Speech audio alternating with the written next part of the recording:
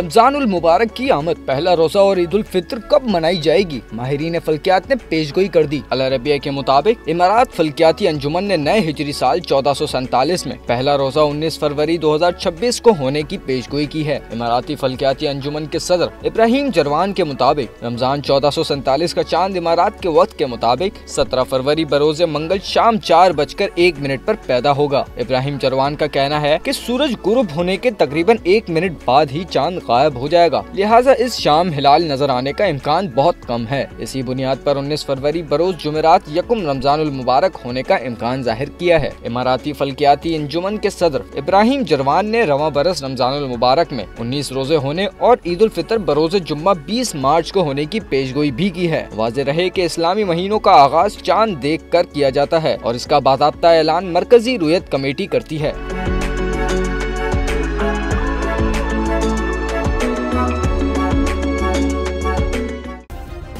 Subscribe करें और bell दबाएं ताकि कोई खबर रह न जाए।